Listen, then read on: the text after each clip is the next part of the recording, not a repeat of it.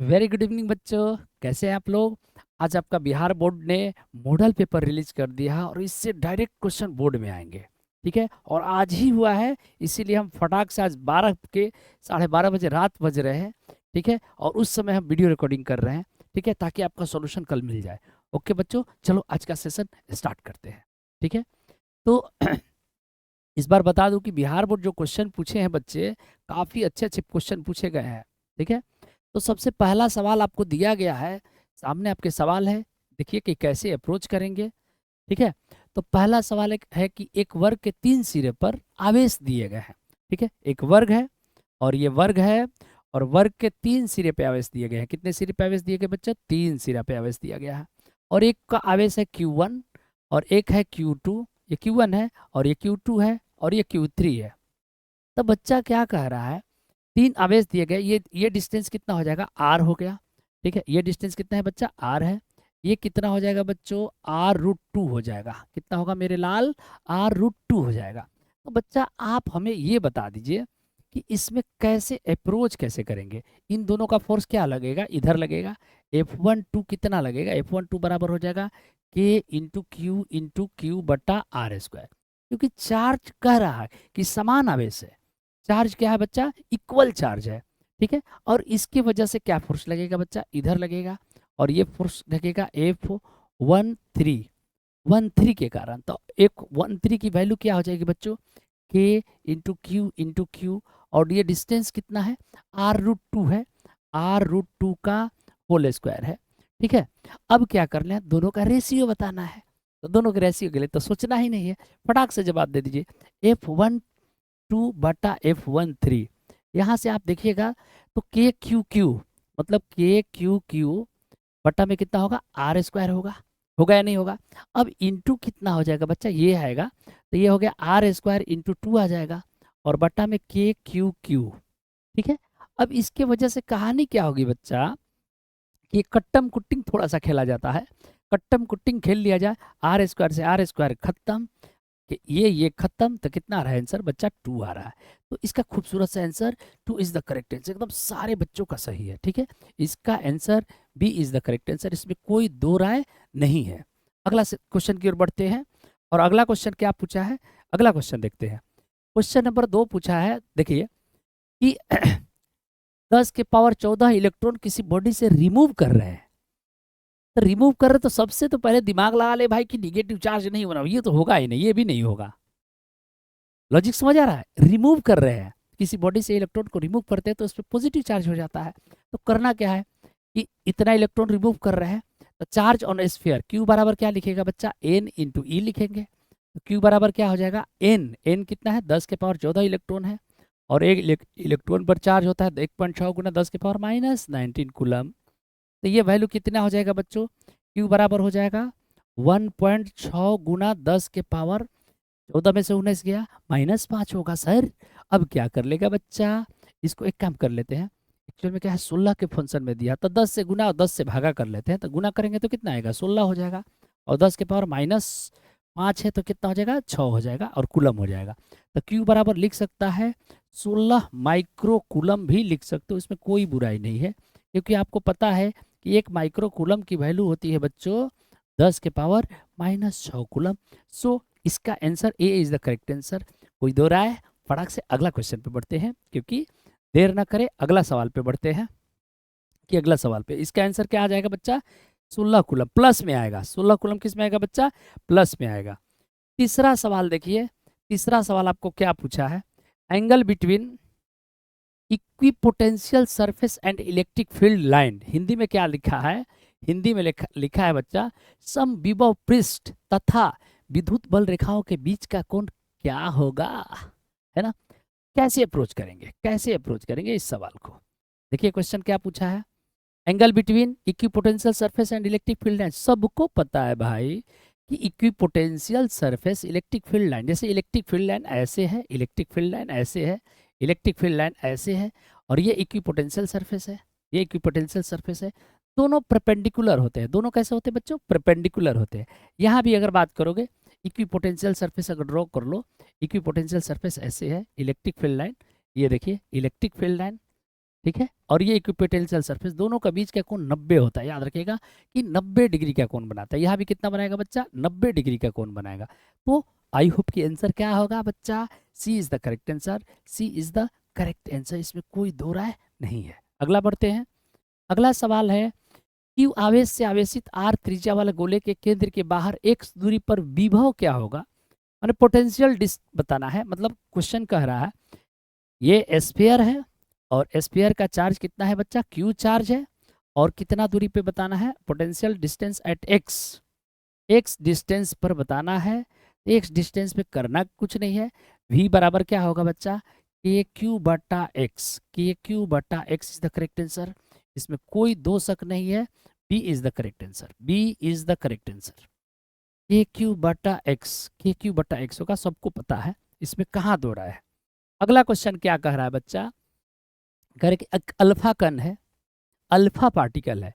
एक बात आप लोगों को पढ़ाया गया है, तो गतिज ऊर्जा बताया था, गतिज ऊर्जा बराबर क्या होता है, Q इंटू वी होता है, या work equal to Q into V. अब बताइए कि चार्ज जो होता है अल्फा कण है, तो अल्फा कण पर चार्ज प्रोटॉन का दोगुना होता है, ठीक है। तो प्रोटॉन पे चार्ज कितना होता है, 2e होता है, तो टू दोगुना लिख दिए, प्रोटॉन पे चार्ज 2e लिख दिए। और वोल्ट कितना दे दिया है बच्चा, 200 वोल्ट, 200 वोल्ट दे दिया है, ठीक है, 200 वोल्ट दे दिया है। तो के की वैल्यू कितनी आ जाएगी मेरी लाल, दो दूनी 400 हो जाएगा sir, 400 E into volt, electron volt, E into volt, मतलब कहने का मतलब के की वैल्यू कितनी होगी, 400 electron volt is the correct answer, इसमें कोई दो राय नहीं है। मजा आ रहा है, ये क्वेश्चन बहुत मायने रखेगा, एकदम अच्छे से करिएगा, इसमें कोई शक नहीं है, ठीक है, क्योंकि आपके बोर्ड के एग्जाम के लिए बहुत इंपॉर्टेंट है बच्चा, ठीक है। अगला क्या कह रहा है, ये सबको पता है भाई, सीध क्वेश्चन कह रहा है कि सी धारिता वाले संधारित्र में संग्रहित ऊर्जा क्या होगी, कहने का मतलब what is the energy stored in the capacitor, what is the energy stored in the capacitor, energy stored in the capacitor क्या पढ़ाया गया बच्चा, एनर्जी कितना होता है, हाफ सी वी स्क्वायर। देखिए क्वेश्चन होगा हाफ सी वी स्क्वायर, यही एनर्जी स्टोर होता है कैपेसिटर में, सबको पता है। इसका आंसर क्या हो जाएगा बच्चा, B is the correct answer, इसमें कोई दो राय नहीं है। आगे बढ़ते हैं, आगे बढ़ते हैं। अगला सवाल, अगला सवाल है कि इस सवाल को बड़ा अच्छा से किया जा सकता है कि कैसे अप्रोच करें, बहुत छोटे छोटे बूंद है जो इसको मिलके एक बड़ा बूंद तैयार कर रहे हैं। तो करना क्या है, छोटे छोटे बूंद मिलके बड़ा बूंद तैयार करोगे तो वॉल्यूम कंजर्व रहता है, वॉल्यूम क्या रहेगा, कंजर्व। तो 4/3 पाई आर क्यूब, छोटे छोटे बूंद का त्रिज्या आर मान लिए, ठीक है, और एन बूंद है, ठीक है, एन से गुना कर दिए तो बड़े वाला का त्रिज्या मान लेते हैं 4/3 पाई आर क्यूब। यहाँ से कट्टम कुट्टिंग कुछ खेल लिया जाए, कट्टम कुट्टिंग तो खेलना अच्छा लगता है सर, हाँ या ना, हाँ, तो 4/3 4/3 कट्टम होगा। अब क्या होगा बच्चा, एन से ए, पाई से पाई भी खत्म, तो यहाँ से देखिए कि वैल्यू क्या होगी, आर क्यू की वैल्यू आ जाएगी एन इंटू आर के पावर 3, यहाँ से आर की वैल्यू आ जाएगी आर इंटू एन के पावर 1/3, आर इंटू एन के पावर 1/3 आएगा रेडियस बड़े वाले का। तो करना कुछ नहीं है, देखिए एक बात बता रहा हूँ कि निकालना क्या है हमें सर, हमें तो निकालना है v बराबर क्या होता है, के क्यू बटा आर, और के क्यू बटा आर हो गया, बड़े वाले स्फीयर का है, कौन सा स्फीयर का है बच्चा, बड़े वाले स्फीयर का आर निकालना है। तो देखिए कि कहानी क्या होगी, इसको निकालने के लिए के क्यू बटा आर होगा, तो छोटे छोटे एक का रेडियस कितना होगा, सॉरी एक का चार्ज कितना होगा क्यू, दूसरा का चार्ज 2q, एन को रहेगा तो एन क्यू, तो यहाँ पे के, यहाँ पे क्या हो जाएगा एन क्यू हो जाएगा, कितना हो जाएगा बच्चों, एन क्यू हो जाएगा, ठीक है। और यहाँ पे आर की वैल्यू कितना रख दिया है, आर की वैल्यू रखा है, देख लीजिए आर की वैल्यू रखा हुआ है आर इंटू एन के पावर 1/3। तो अच्छे से अगर देखा जाए, अच्छे से अगर देखा जाए मेरे लाल, तो यहाँ पर क्या आ जा रहा है बताइए, यहाँ पे आ जाएगा बच्चों के क्यू बटा आर, ठीक है। अब यहाँ से आ जाएगा एन के पावर 1 - 1/3, तो कितना हो जाएगा 2/3। तो यहाँ से बच्चों ये वी नॉट हो गया, इसको वी नॉट बोल देते हैं, तो ये आ गया वी नॉट इंटू एन के पावर 2/3। तो यहाँ से आंसर आ जाएगा बच्चों v बराबर वी नॉट इंटू एन के पावर 2/3, कैपिटल वहाँ पे यूज किया है इसलिए ये आंसर होगा, इसमें कोई दो राय नहीं है। ठीक है, इसका आंसर कौन सा होगा बच्चा? D is the correct answer. एकदम दिल्ली को लॉक किया जाए। फेमस क्वेश्चन है, ध्यान रखिएगा, बड़ा अच्छा प्यारा क्वेश्चन है, मैं क्लास में भी बच्चों को कराया हूँ। यस और नो? चले अगला सवाल की ओर। अगला सवाल, आहा आहा, ये देख भाई कितना प्यारा सवाल है। एक लाइन में अगर इसका सॉल्यूशन कर रहे हैं, एक चीज समझना, एक चीज मैं बता दूं, ध्यान से सुनना, एक जनरल चीज बता रहा हूं, नॉर्मल। फिर इस सवाल को करने के लिए एक लाइन लिखूंगा, आंसर आ जाएगा। लेकिन एक कंसेप्ट सीख ले भाई, ध्यान से सुनना कि बच्चों वर्क बराबर क्या होता है। ठीक है, वर्क बराबर होता है बच्चों हाफ, मतलब कैपेसिटर में जो एनर्जी स्टोर्ड होती है, ठीक है, कितनी होती है? Half C V square, half C V square होता है। अब ये वर्क को ए फोर्स इंटू डिस्प्लेसमेंट कर सकते हो, क्या कर सकते हो? Force into displacement. क्योंकि क्या है, एक पे चार्ज प्लस क्यू है और एक पे चार्ज क्या है? माइनस क्यू है। और दोनों कैपेसिटर के बीच की डिस्टेंस मान लिया कितना है बच्चा? डी है। तो कैपेसिटर पे लगने वाला फोर्स बताना है, तो वर्क को एफ इंटू डी लिख लिया। और वर्क किस में एनर्जी स्टोर्ड होता है? Work is stored in the form of energy, ऊर्जा के रूप में संचित होता है। तो क्या लिखेंगे, ध्यान दीजिएगा, यहाँ से एफ इंटू डी बराबर हाफ सी इंटू वी। यहाँ से देखिए एफ की वैल्यू निकल जाएगी और एफ ही निकालना है। तो एफ की वैल्यू कैसे निकालेगा बच्चा? एफ बराबर क्या होगा, देख, एफ बराबर क्या होगा? 1/2 इंटू सी बटा, ध्यान से देखेंगे, सी है और v बटा डी लिख सकते हैं, c इंटू वी बटा डी। ठीक है, अब यहाँ पे एक और है, देखिए, c v बटा डी हो गया और इंटू क्या है बच्चा? v है। अच्छा बताइए, एक बात आप लोगों को पढ़ाया होगा मास्टर ने आपके, जहां भी आप पढ़ते होंगे, कि सर v बटा डी ई होता है, इलेक्ट्रिक फील्ड होता है। देखिए कितना प्यारा जवाब आ रहा है। अब ये बात पता है, और q बराबर सी वी होता है, तो f बराबर कितना हो गया बच्चा? 1/2 इंटू सी वी इंटू ई। और ये वाला वैल्यू क्या बता बच्चों? चार्ज। क्या बात है सर, कितना मस्त फॉर्मूला दे दिए। Q इंटू ई बटा 2, याद रखिएगा, जो कैपेसिटर पे लगने वाला फोर्स होता है ना, क्यू ई बटा 2 आता है। बड़ी अच्छा क्वेश्चन है। ठीक है, आज के बाद याद रखिएगा, कैपेसिटर पे लगने वाला फोर्स क्या होता है? क्यू ई बटा 2 होता है, वही पूछा है। संधारित्र के प्रत्येक प्लेट पे क्या बल लगेगा? ठीक है, मतलब force on each plate of condenser क्या लगेगा? ठीक है, रख दीजिए फॉर्मूला में, याद कर लीजिए, हम तो कंसेप्ट दे दिए कैसे आता है। क्या करेगा? एफ बराबर क्या लिखे हैं? एफ बराबर सर ई बटा 2 लिखना चाहते हैं, एकदम रख दीजिए। क्यू के जगह कितना कूलम चार्ज है? 1 माइक्रो कूलम, मतलब 10 के पावर -100। और क्या क्वेश्चन है? 5 वोल्ट है, 10 के पावर 5 वोल्ट पर मीटर है, 10 के पावर 5 हो गया, बट्टा में 2 हो गया, है ना। अब यहाँ से एफ की वैल्यू कितनी आ जाएगी? 10 के पावर -1/2 आ जाएगा। तो 1/2 की वैल्यू कितनी होती है? 0.5 होती है। 0.5 इंटू 10 के पावर -1, तो माइनस कहाँ से आएगा रे भाई? माइनस नहीं आएगा, तो क्या आ जाएगा? देखिए 0.005, इतना न्यूटन का फोर्स लगेगा, कहानी खत्म, उसमें कोई दो राय नहीं है। 0.05 लगेगा, 0.05 लगेगा। ठीक है, यहाँ पे देख लीजिए कि क्या आ रहा है, देख लीजिए 10 के पावर -1 है तो 1/20 हो जाएगा, या 0.5 1/2 की। आपको दिक्कत हो रही है, लीजिए दिक्कत हो रही है तो मैं हूँ। ठीक है, यहाँ से वैल्यू 1/20 आ जाएगा। कितना आ जाएगा मेरे बच्चा? 1/20 आ जाएगा सर। 20 आ जाएगा तो कितना हो जाएगा? 5 से ऊपर नीचे गुना कर लीजिए, तो कितना हो जाएगा? 0.05 न्यूटन। कोई डाउट है तो बताइए। इसका answer B is the correct answer. क्या आ जाएगा बच्चा?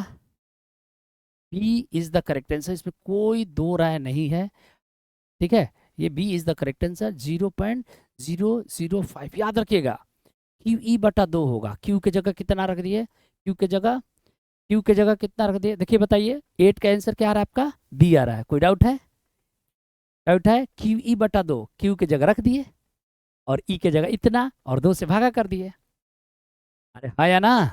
कोई डाउट है तो बताइए। आ रहा है सबका? यस और नो? आ रहा है? ठीक है, चलिए अगला सवाल में की ओर बढ़ते हैं फटाक से। बहुत ज्यादा, ये देखिए कितना बच्चा वाला सवाल पूछा है। ये पूछ रहा है कि बल आघूर्ण क्या होगा, टॉर्क क्या होगा। टॉर्क का फॉर्मूला होता है m क्रॉस बी। कोई डाउट? टॉर्क का फॉर्मूला m क्रॉस बी, सबको पता है, इसमें करने वाली बात ही नहीं है। ठीक है, अगला सवाल चलते हैं। अगला सवाल, 9 गो सवाल हो गया। ठीक है, टॉर्क का फॉर्मूला क्या होगा बच्चों, m cross B. m cross B. अगला क्वेश्चन, अगला सवाल में देखिए क्या कह रहा है कि एक चुंबकीय क्षेत्र में कह रहा है कि with decrease the value of magnetic field the time period का फॉर्मूला क्या होता है बता दो। टाइम पीरियड का फॉर्मूला होता है 2 पाई रूट अंडर I/MB। ठीक है, ये फॉर्मूला होता है। अब क्या होगा, बच्चा कह रहा है कि बी की वैल्यू कम कर रहे हैं। बी की वैल्यू को क्या कर रहे हैं बच्चा, कम कर रहे हैं। बी की वैल्यू को कम कर रहे हैं। बी की वैल्यू कम करेगा तो बच्चा टी क्या होगा बताइए, बढ़ेगा, है या ना, टी बढ़ेगा। तो टाइम पीरियड क्या होगा, इंक्रीज करेगा।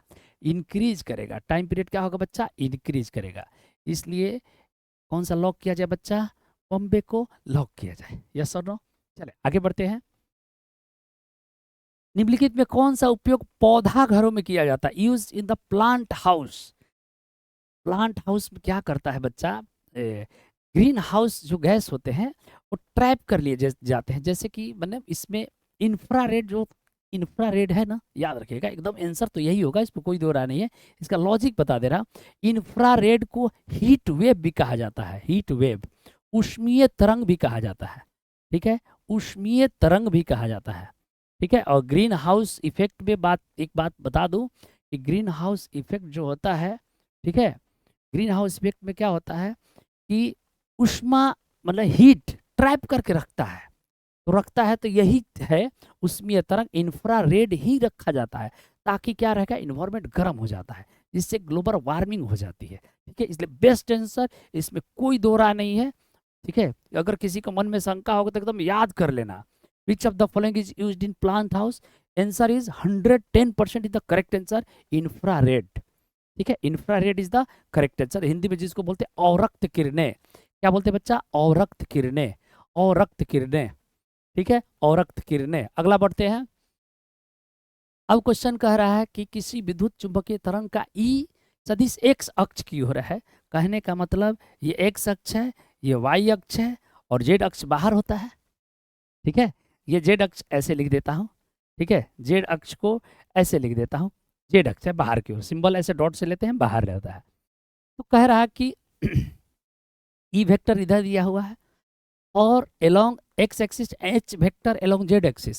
एच वहां ऐसे नोटेशन दिया, मैग्नेटिक फील्ड है और कुछ नहीं है। ठीक है, यहाँ से इलेक्ट्रिक फील्ड है, यहाँ पे क्या बच्चा, इलेक्ट्रिक फील्ड, और यहाँ पे मैग्नेटिक फील्ड है। Sorry sorry sorry sorry sorry, ये जो मैग्नेटिक फील्ड दिया है इधर दिया है, जेड एक्स की ओर।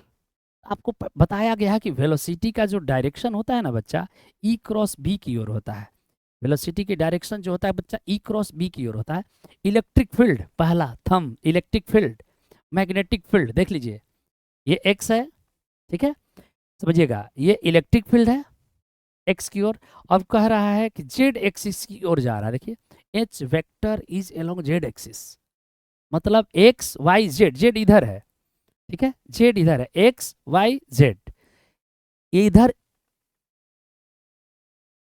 एक्स एक्सिस की ओर इलेक्ट्रिक फील्ड है। एक्स एक्सिस की ओर इलेक्ट्रिक फील्ड है। क्वेश्चन में एक्स एक्सिस की ओर इलेक्ट्रिक फील्ड है, sorry sorry sorry, x axis की ओर मेरे लाल क्या है, इलेक्ट्रिक फील्ड है। एक्स एक्सिस की ओर इलेक्ट्रिक फील्ड है, और जेड एक्सिस की ओर मैग्नेटिक फील्ड। मैग्नेटिक फील्ड को एच से लिख दिया है, ये बी से भी लिख सकते हैं, कोई बुराई नहीं है। इलेक्ट्रिक फील्ड है, और ये इलेक्ट्रिक फील्ड इधर है। ठीक है, फॉर्मूला क्या है, E cross B, electric field, thumb को रखिए, ई क्रॉस बी किने जा रहा है, नीचे जा रहा है। याद है क्रॉस प्रोडक्ट लेने का तरीका, अंगूठे को पहला एक्स एक्सिस की ओर, ठीक है, और अंगूठे के बाद क्या करोगे, फोर फिंगर को जेड एक्सिस की ओर, फोर फिंगर को जेड एक्सिस की ओर। याद है ऐसे करते थे, फोर देखो, अंगूठा थंब थंब, ये देखो इधर है, नीचे फोर्स लग रहा है, कहने फोर्स लग रहा है, नीचे लग रहा है। ठीक है, इसलिए इसका आंसर क्या होगा, along negative Y axis, along negative Y axis. इसका आंसर ऑप्शन नहीं है, इसलिए B is the correct answer. B is the correct answer. क्या हो जाएगा बच्चा, B is the correct answer. यहाँ पर निगेटिव होना चाहिए था, लेकिन निगेटिव नहीं दिया है। ठीक है, और सारे आंसर देख लीजिए कि क्या है। अगला अगला अगला। बेतारी तार संचार का आविष्कार किसने किया था? Invention of wireless telegraphy. Markovnikov, Markovnikov नाम के एक साइंटिस्ट थे। याद कर लीजिएगा, डेटाबेस क्वेश्चन, इसमें दिमाग नहीं लगा रहा। वायरलेस टेलीग्राफी, ठीक है। बेतारी सार तार संचार का आविष्कार बच्चे ने याद रखा, मार्कोनी ने किया था। कुछ भी दिमाग नहीं लगाना, रट जाना है, ठीक है, रट जाना है। अगला सवाल। जब प्रकाश एक माध्यम से दूसरे माध्यम में जाने से किरणें मुड़ जाती है, when light go from one medium to another medium, this process is known as what? Refraction of light, refraction of light। C is the correct answer। कहने का मतलब अपवर्तन बोलते हैं। क्या बोलते हैं बच्चा? अपवर्तन, इसमें कोई दो राय नहीं है, ठीक है। अगला सवाल, हाँ ये देखिए बढ़िया सवाल है। किस कारण हवा का बुलबुला पानी में भी चमकता है? जैसे पानी है, ये देखिए पानी है, और ये पानी में बच्चा एक बुलबुला आ गया, बुलबुला रे बुलबुला, आ गया बुलबुला। तो बुलबुला आ गया तो बच्चा क्या करेगा? ध्यान से सुनिएगा। ये बुलबुला आ गया, एयर एयर है, तो ये लाइट क्या है? डेंसर है एक तरह से। सही से देखिएगा, पानी क्या है? डेंसर हो गया बुलबुले के जैसा। तो लाइट डेंसर से किने में जा रहा है? रेरर में। पानी के बुलबुला क्या है? रेरर मीडियम है, ठीक है, विरल माध्यम है। और ये पानी क्या है? सघन माध्यम है। सघन माध्यम का मतलब डेंसर माध्यम है। तो ये डेंसर से रेरर में जाता है, तो यहाँ पे TIR हो जाता है। क्या होता है? TIR, total internal reflection, total internal reflection. इसके वजह से चमकता है। इसको बोलते हैं, परफेक्ट नहीं बोलना चाहिए, तो इसे बोला तो कोई बुराई नहीं, पूर्ण परावर्तन। ये भी आंसर सही है, याद रखिएगा, TIR, टोटल इंटरनल रिफ्लेक्शन के कारण ये घटना होती है। याद रखिए, फेमस सवाल, कोई कंफ्यूजन नहीं। किसी के मन में आ रहा हो डिफ्रैक्शन रिफ्लेक्शन, रिफ्लेक्शन कुछ भी नहीं होगा, एकदम क्या होगा? TIR, पूर्ण आंतरिक परावर्तन। हिंदी में बोलते हैं इसको पूर्ण आंतरिक परावर्तन, ठीक है। इसकी वजह से ये घटना होता है, याद रखिएगा। चले चले चले, अब ये देखिए भाई, क्वेश्चन एक है, एक बार एक फॉर्मूला आपने मास्टर आपके पढ़ाए होंगे, 1/r बराबर sir mu minus 1 into 1/r1 minus 1/r2 होता है सर। तो क्या बुराई है? यहाँ से r की वैल्यू निकालनी है, नहीं निकालनी है। 1/f होता है बच्चा। यहाँ पे क्या होता है बच्चा? 1/f होता है। इस फॉर्मूले में क्या होता है? 1/f होता है, ध्यान रखिएगा। इस फॉर्मूले में क्या होता है बच्चा? 1/f होता है, ठीक है, जिसको हम लोग क्या कहते थे? Lens maker formula. हाँ, इससे लेंस बनता था, याद कीजिए, थिन लेंस फार्मूला ड्राइव किए जाते थे, ठीक है। तो 1/f बराबर, इसकी वैल्यू कितनी है? 1.5 माइनस 1 इंटू, एक बात और याद रखना, क्वेश्चन में कन्वेक्स लेंस दिया हुआ है, देखिएगा, एक question convex by convex lens. कैसा लेंस है बच्चा? बाई कन्वेक्स है। एक का जो होगा R1 पॉजिटिव होगा, एक का निगेटिव होगा फोकल लेंथ, ठीक है। एक का क्या होगा? पॉजिटिव, और एक का निगेटिव होगा। दोनों का दिया हुआ 20 सेंटीमीटर, तो ठीक है। तो एक का पॉजिटिव और एक का निगेटिव, तो 1/20 और माइनस 1/20 रखेंगे, ठीक है। यही साइन कन्वेंशन के वजह से यहाँ पे बच्चा क्या हो जाएगा? 0.5 हो जाएगा, और 1/20 प्लस 1/20 मेरे लाल क्या होगा? 2/20 हो जाएगा, एकदम होगा। 0.5 गुना 2/20 और 1/f आ जाएगा। यहाँ से 1/f की वैल्यू खटाक से निकाल सकते हैं, इसमें दो राय है कहाँ। यहाँ से 1/f बराबर क्या हो गया? बोलो जल्दी। 5 दूनी 10, 1/20 हो गया, तिरछा तिरछी गुना कर लिए, तो एफ आ गया 20 सेंटीमीटर आ गया सर। एकदम दूर है, कहाँ है? 20 centimetre is the correct answer, इसलिए इसका आंसर हो जाएगा सी इज द करेक्ट आंसर। इसमें कोई दो राय नहीं है, ध्यान रखेंगे। समझ में आ रहा है? हिंदी और इंग्लिश दोनों में क्वेश्चन डिस्कस कर रहे हैं, परेशान नहीं होइएगा, ठीक है। अगला क्वेश्चन है, अगला क्वेश्चन में चलते हैं, 17 नंबर क्वेश्चन। एक उत्तल लेंस, ये तो बना ही दिए, ठीक है। एक 17 नंबर क्वेश्चन हो चुका है। अरे ये तो 16 नंबर बनाया है, 16 नंबर बनाया है, 16 नंबर हो गया 17 नंबर। हाँ 17 नंबर क्वेश्चन देखो भाई, एक बताइए कि लेंस, ये एक लेंस है, ठीक है, ये इसका म्यू कितना होता है, म्यू जो ग्लास का होता है 1.33 होता है, और इसका म्यू कितना होता है, एयर का 1 होता है, इधर भी 1 है। तो ये कन्वर्जिंग का काम करता है, अभिसारी जिसको बोलते हैं, अभिसारी का काम करता है। क्या करता है मेरे बच्चा, अभिसारी का काम करता है। कहने का मतलब प्रकाश जब इधर से जाएगा तो कन्वर्ज करता है, कन्वर्ज करता है, सारे ये ऐसे कन्वर्जिंग का काम करता है। इस चीज को अगर हम इस चीज को याद रखेंगे कि पानी में डाल दिया जाए, ठीक है, सॉरी हमने 1.3 नहीं होता है, ग्लास के लिए 1.5 होता है, 1.5 होता है, ठीक है। अब इसको पानी में भी डाल दोगे, तो पानी में डाल दोगे तो बच्चा पानी का रिफ्रैक्ट इसका तो हो जाएगा 1.5 ही है, और पानी का कितना हो जाएगा बच्चों, 1.33 हो जाएगा, 1.33 हो जाएगा रिफ्रैक्टिव इंडेक्स। देखो ग्लास का 1.5 है, ज़्यादा है, और इधर कम है, तो कन्वर्ज कर रहा है। यहाँ भी वही केस है, ग्लास में कितना है 1.5 है और बाहर में कम है, तो ये भी कन्वर्ज ही करेगा। इसलिए इसका best answer converging is the correct answer, अभिसारी इज द करेक्ट आंसर। इसमें कोई दो राय नहीं होने वाली है बच्चा। अगला सवाल की ओर बढ़ते हैं।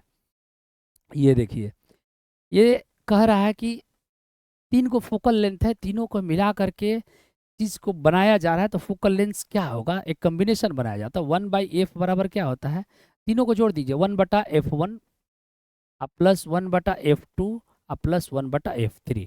सबका साइन दिया हुआ है तो यहाँ पे रख लेंगे, इसमें कोई दिमाग भी नहीं लगाना है। 1/20 यहाँ पर रखिए, 1/20 होगा सर, एकदम होगा। ये -1/30 हो गया, और फिर प्लस 1/60 हो गया। अब यहाँ से एलसीएम बच्चा क्या होगा, हा हा हा हा, एलसीएम क्या होगा बच्चा, एलसीएम क्या होगा, एलसीएम हो जाएगा सर 60 हो जाएगा, एकदम 60 होगा। अब बताइए 20 तिहाई 60, 3 दूनी 60, 30 दूनी 60, और क्या हो जाएगा +1, 3 में से 1 गया 4, 4 3 1 4, 4/2, 2/60, 1/30 आ गया। एफ 1/f की वैल्यू कितनी आ गई बच्चों, 30, एफ की वैल्यू कितनी आ गई, 30 आ गई। तो इसका आंसर हो जाएगा बच्चों 30 सेंटीमीटर। कितना सेंटीमीटर बच्चा होगा, 30 centimetre is the correct answer. इसमें कोई दो राय है, बताया जाए, आंसर में कोई डाउट है तो बोलो, बताइए जल्दी। इसका आंसर कितना होगा, 30 centimetre is the correct answer, 30 centimetre is the correct answer. Lock किया जाए।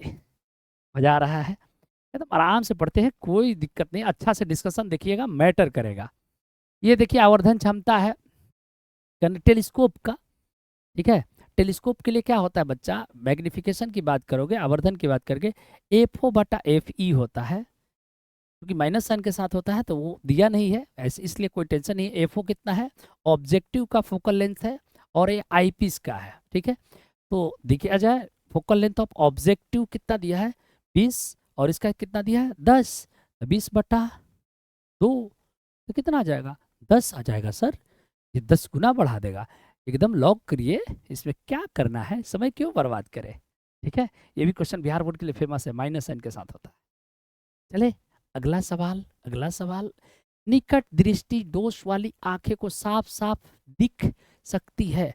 मैं हूँ मीना सर, और मैं जो चश्मा लगाया हूँ कनकेव लेंस लगाया हूँ, और मुझे मायोपिया हुआ है, निकट दृष्टि दोष है, मतलब हमें दूर की चीजें अच्छी नहीं दिखती है। मायोपिया है, निकट दृष्टि दोष है, मतलब मुझे दूर की चीज अच्छी नहीं दिखती है, पास की चीज अच्छी दिखती है। यही याद रखिएगा। मेरा नाम मीना सर है, और मेरे को क्या दिक्कत है, चश्मा लगाता हूँ, दूर की चीजें नहीं दिखती है, पास की चीजें दिखती है, और मुझे मायोपिया हुआ है। मायोपिया में घटना होती है, दूर की चीजें नहीं देखेगा। निकट दृष्टि दोष मतलब दूर की चीजें नहीं देखेगी। तो क्वेश्चन क्या कह रहा है कि myopia I can see clearly, हम लोग नजदीक के देख सकते हैं, मीना सब नजदीक देखते हैं, दूर नहीं देखते हैं, याद रखिएगा। ऑब्जेक्ट, मायोपिया में ऑब्जेक्ट नियर एट डिस्टेंस करने में, निकट की वस्तुओं को मायोपिया में अच्छा से देखा जाता है, ठीक है। मायोपिया में अच्छा से देखा, नाम है निकट दृष्टि दोष, मतलब दूर नहीं दिखाई देगा, निकट का दिखाई देगा। मायोपिया मुझे हुआ है, कोई डाउट है बताइए आंसर, ठीक है। चले अगला सवाल, जब हम किसी वस्तु को देखते हैं तो रेटिना पर बनने वाला प्रतिबिंब कैसा बनता है। When we see the object their image formed at retina retina पर इमेज कैसा बनता है? आंख बच्चा देख ऐसा होता है, सुन लेना थोड़ा सा बातें। ये ऑब्जेक्ट है, ध्यान से सुनिएगा। तो ये ऑब्जेक्ट को रे ऐसे जाएगा और यहाँ पे फटाक से इमेज बना देता है, ठीक है। तो कहानी क्या होती है मेरे बच्चा? कहानी ऐसी होती है कि ये उल्टा बनेगा और रियल बनेगा। देखो ये ऑब्जेक्ट रियल था, ये इमेज भी रियल हो गया और उल्टा हो गया था। Real and inverted is the correct answer. Real and inverted is the correct answer. कोई डाउट है तो बता दीजिए। इसका B is the correct answer, वास्तविक और उल्टा बनेगा। कोई डाउट है? चले आगे बढ़ते हैं। अगला सवाल बच्चा, एक प्रिज्म से होकर गुजरने वाले श्वेत प्रकाश की न्यूनतम विचलन कहाँ होती है? अरे बाप रे, कैसे याद रखेंगे? तो याद रखने का तो एक सिंपल सा फंडामेंटल रूल है। ये ध्यान रखिएगा कि जब श्वेत प्रकाश व्हाइट लाइट जाता है तो कितने भागों में टूटता है बच्चों? 7 भागों में टूटता है। कितने भागों में टूटता है? 7 भागों में टूटता है। और इस पे जो ऑर्डर होता है याद रखिएगा, ठीक है। यहाँ से रेड होता है और इधर से VIBGYOR ऐसा ऑर्डर होता है, बिग व्योर। किसका विचलन कम है? देखो ये है विचलन। विचलन किसका? रेड इतना ही झुक रहा है, वायलेट बहुत ज्यादा झुक रहा है, ठीक है। तो रेड का विचलन कम होता है, रेड का विचलन कम होता है, याद रखेंगे। लाल रंग का विचलन कम होगा, ठीक है। इसीलिए तो सिग्नलों पर लगाया जाता है लाल कलर, ठीक है। लाल कलर में विचलन कम होता है, ठीक है। इसका एक और लॉजिक मैं थोड़ा खूब अच्छा लॉजिक दे देता हूँ, सुन लीजिए। काम की चीज है कि काहे ऐसा होता है। डेल्टा बराबर बच्चों आपको पढ़ाया जाएगा μ-1 × A होता है, ठीक है। और एक बात और पढ़ाया जाता है, म्यू बराबर बच्चा क्या होता है? C/V होता है। और V बराबर होता है बच्चा F लेमडा होता है, आवृत्ति है, फ्रिक्वेंसी है। बच्चों रेड कलर का वेवलेंथ ज्यादा होता है। लाल कलर के लिए, रेड का बात करोगे, लाल कलर के लिए लेमडा की वैल्यू सबसे ज्यादा 700 होती है। लेमडा ज्यादा होगा लाल कलर के लिए, तब म्यू कम होगा। और ये म्यू कम हो गया तो डेल्टा कम होगा, विचलन कम होगा। डेल्टा कम होगा तो विचलन कम होगा, याद रखिएगा, विचलन कम होगा।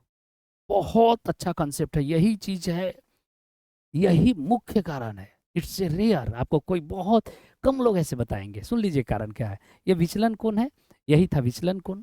ये विचलन कोण का वैल्यू होता है μ-1 × A। ए क्या होता है? एंगल ऑफ प्रिज्म होता है, प्रिज्म पे बना कोण होता है, ठीक है। इसकी वजह से देखिए म्यू बराबर C/V। लाल कलर के लिए तरंग दैर्घ्य ज्यादा, वेवलेंथ ज्यादा, म्यू वैल्यू कम, लिम्डा ज्यादा, म्यू कम। म्यू कम तो डेल्टा कम, म्यू कम तो डेल्टा कम, डेल्टा कम तो विचलन कम, डेविएशन कम। सबसे कम डेविएट कौन करेगा? लाल कलर हमेशा कम डेविएट करता है। इसीलिए फोकस रखने के लिए लाल कलर का यूज किया जाता है। कहने का मतलब सिग्नल पे यूज किया जाता है। इसका तरंग दैर्घ्य ज्यादा होता है, ठीक है, वेवलेंथ ज्यादा होता है, ये भी ध्यान रखेंगे, ठीक है। अगला सवाल, क्रिटिकल हा हा हा, देखिए क्या चालाकी किया है, यही जवाब है। अब इसका भी यही जवाब है। ये कौन सा कलर है? इस अगला सवाल का भी जवाब यही है। सवाल भी तुम हो, जवाब भी तुम हो, है ना। सवाल भी तुम और जवाब भी तुम, क्या बात है। ये वायलेट कलर है, वायलेट कलर, वायलेट कलर, ठीक है। कि वायलेट मतलब बैगनी कलर की बात करोगे तो बैगनी कलर में बच्चा याद रखना कि वेवलेंथ की वैल्यू सबसे कम होती है। और वेवलेंथ की वैल्यू कम होगी तो म्यू क्या हो गया? ज्यादा हो गया। और एक बात और याद रखना, मैंने पढ़ाया है, जिसका म्यू ज्यादा तो क्रिटिकल एंगल बच्चा कम हो जाता है। क्रांतिक कोण जिसको बोलते हैं, क्रिटिकल एंगल, क्रिटिकल एंगल, क्रांतिक कोण हिंदी में क्या बोलता था मेरे लाल? क्रांतिक कोण। इससे बढ़िया आपको यूट्यूब पर डिस्कशन नहीं मिलने वाला है, चाहे ढूंढ लो जहां ढूंढना है, ठीक है। तो दो राय नहीं है, ठीक है। क्रांतिक कोण, ठीक है, क्रिटिकल एंगल। कहाँ चला गया?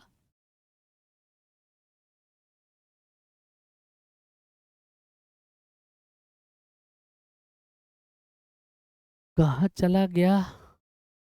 फिर से बता देते हैं, अभी जस्ट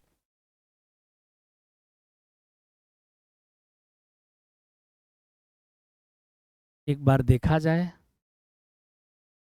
अच्छा ये मच्छर था रे, अरे नालायक, ये मच्छर आकर के पूरा सिस्टम को डिस्टर्ब कर दिया। ठीक है, मच्छर आकर के पूरा सिस्टम को ही हिला मारा।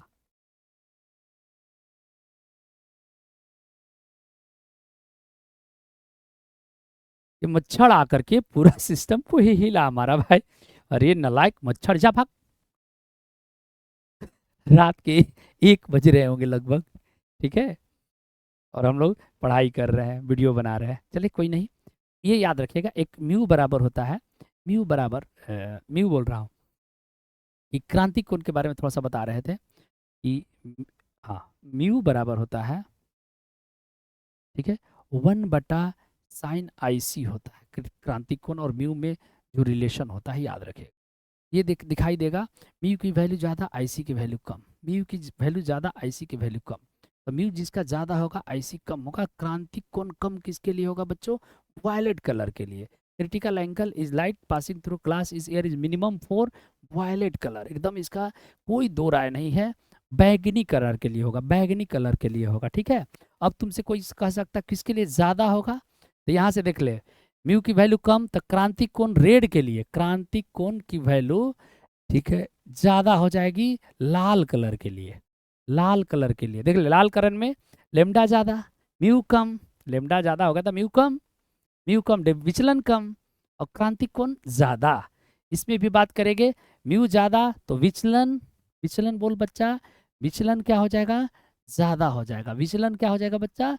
ज्यादा हो जाएगा। विचलन क्या होगा? इसमें विचलन कम था, इसमें विचलन ज्यादा होगा, ठीक है। अभी चित्र के द्वारा भी स्पष्ट किए थे कि वायलेट का, बैगनी का सबसे ज्यादा विचलन हो। बहुत अच्छा सवाल था, इसमें कोई दो राय नहीं है। चलिए आगे बढ़ते हैं। प्राथमिक इंद्रधनुष बनता है, प्राथमिक और एक द्वितीयक होता है, दो गो इंद्रधनुष होता है बच्चा। इसमें जाता है प्रकाश, यू गया और ये खूब सुंदर टकराता है, टकराने के बाद यहाँ टकराएगा, टकराने के बाद वापस आ जाता है। तो कहानी क्या हो रही है बच्चा? 2 बार रिफ्रैक्शन हो रहा है, एक बार जाते वक्त यहाँ पर और एक बार यहाँ पर। जाते वक्त और आते वक्त 2 बार रिफ्रैक्शन हो रहा है, ठीक है, अपवर्तन 2 बार हो रहा है। और एक बार क्या हो रहा है बच्चों? टोटल इंटरनल रिफ्लेक्शन, TIR बोलते हैं। तो एक कहने का मतलब 2 बार अपवर्तन, एक बार आंतरिक परिवर्तन। C is the correct answer, C is the correct answer, ठीक है, C is the correct answer. ये प्राथमिक है, द्वितीयक की कहानी अलग हो जाएगी, उसमें 2 बार TIR होता है, ठीक है, उसमें 2 बार TIR होगा, ठीक है, जो कि हम पढ़ाए हैं, ठीक है। चले, प्रकाश तरंग की गति सिद्धांत के अनुसार, according to principle of wave theory of light, colour of light is decided by amplitude. अरे रे रे रे रे, कलर का कंसेप्ट बच्चा याद रखना, वेवलेंथ कलर डिसाइड करता है, वेवलेंथ। इसका आंसर बच्चा सब गलत है, इसका आंसर सारा गलत है, याद रखना, सारा गलत है, सारा गलत है। आंसर इसका बच्चा फ्रीक्वेंसी नहीं होगा, तरंग दैर्घ्य होगा, वेवलेंथ। कलर का डिसीजन वेवलेंथ से होता है, तरंग दैर्घ्य, तरंग दैर्घ्य याद रखिएगा, तरंग दैर्घ्य ही कलर डिसाइड करता है। सबसे ज्यादा तरंग दैर्घ्य कौन सा कलर का होता है? लाल कलर का होता है, ठीक है। सबसे कम किसका होता है? बैंगनी का होता है, वायलेट का होता है, ठीक है, याद रखना हमेशा। लेकिन चूंकि ऑप्शन में नहीं है, भी पढ़ाई होगा। सी बराबर क्या होता है? VF लेमडा, ठीक है। तो एक्चुअल में क्या है, प्रकाश के बारे में पूछा है। According to principle theory of light, colour of light is decided by, ठीक है, कलर ऑफ लाइट, प्रकाश का कलर, तो प्रकाश का चाल क्या हो गया? फिक्स हो गया। तो यहाँ से पता चल गया जिसका फ्रिक्वेंसी और लेमडा में रिलेशन ऐसा है, आवृत्ति, इसको आवृत्ति बोलते हैं, ठीक है, और इसको तरंगदैर्घ्य बोलते हैं। जिसका आवृत्ति ज्यादा, तरंगदैर्घ्य कम। हर कलर का एक अलग आवृत्ति होता है, याद रखिएगा, ठीक है। तो अगर लेमडा नहीं दिया है, तब जाकर के अब यहाँ पे होगा नहीं, कोई एम्पलीट्यूड कभी नहीं हो सकता है, स्पीड ऑफ लाइट भी नहीं होगा, फेज भी नहीं होगा, तब best suitable answer is C, go for C. अगर सारा गलत है, अगर वेवलेंथ रहता तो यही बेस्ट आंसर होता, ठीक है। अगर ये नहीं दिया है तो एक तो ऑप्शन मारना है, तो frequency is the correct answer, but frequency से बढ़िया आंसर वेवलेंथ होता, ठीक है, इसकी वजह से। याद रखिएगा 110% सही है, इसमें कोई बुराई नहीं है, एकदम याद कर लिएगा। बिहार बोर्ड की औकात नहीं है कि काट ले, है ना, इसलिए करेक्ट आंसर है। ये देखिए कि कह रहा कि अज्ञात आकार वाले सुदूर स्थित स्रोत से आने वाली प्रकाश का तरंगाग्र। कहने का मतलब कह रहा है कि बहुत दूर से कोई किरणें आ रही है, बहुत दूर से, बहुत दूर से, बहुत दूर से आ रही है बच्चों, ऐसे आ रही है, बहुत दूर से ऐसे आ रही है, बहुत दूर से आ रही है। तो बच्चा इसके लिए वेव फ्रंट कैसा होगा? वेव फ्रंट ऐसा होगा मेरे लाल, इसको बोलते हैं प्लेन। प्लेन देखिए, प्लेन होगा तो इसका प्लेन होगा तरंगाग्र।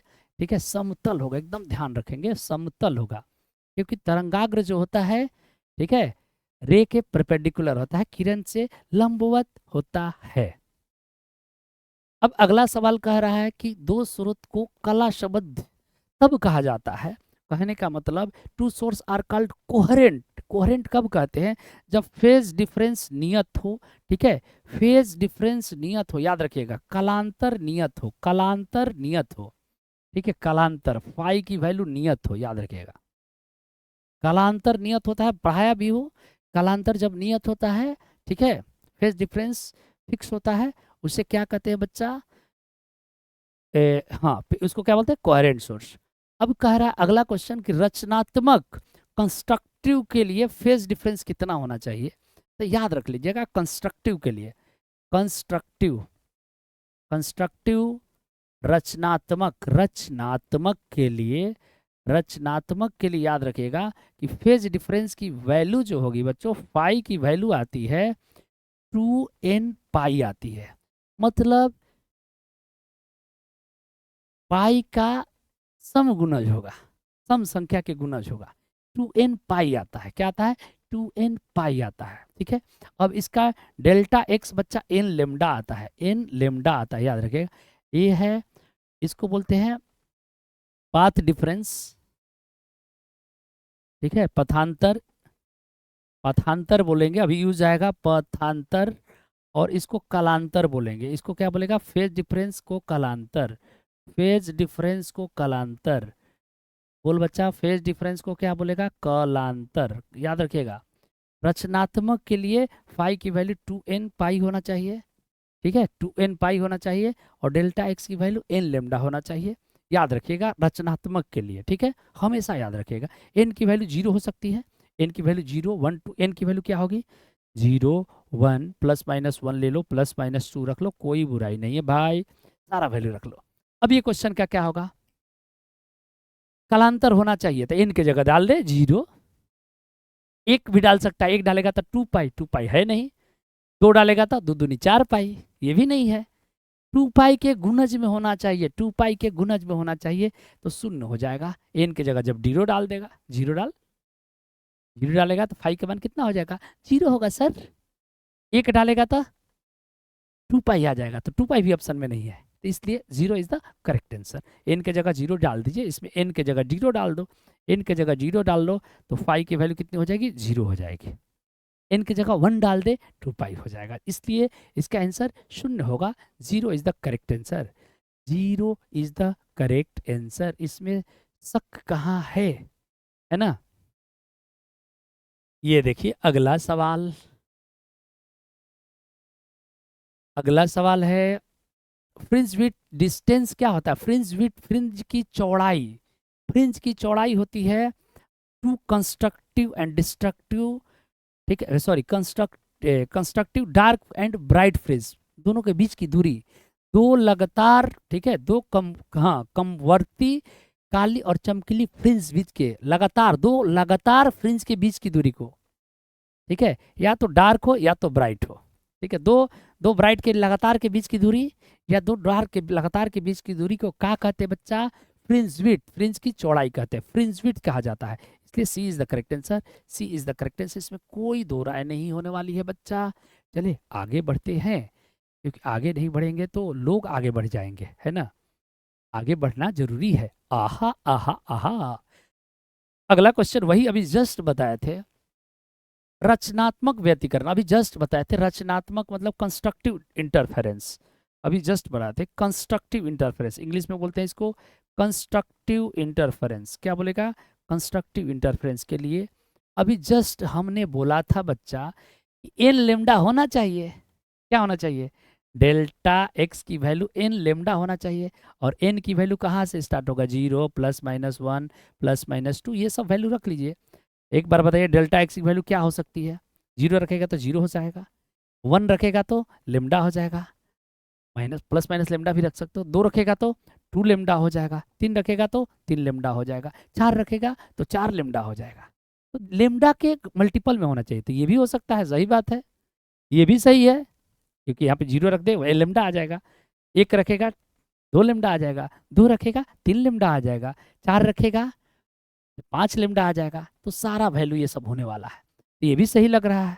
अगला ये भी सही है, इसमें भी कोई दो राय नहीं है, 0 रख लेमडा आ जाएगा, 1 रख लेमडा आ जाएगा, लेकिन ये नहीं होगा बच्चा, इसलिए इसका आंसर नॉट पोला है, मान नहीं होता है, पथांतर ये नहीं होता है, ये नहीं होगा, इसका आंसर नहीं पूछा है, ठीक है।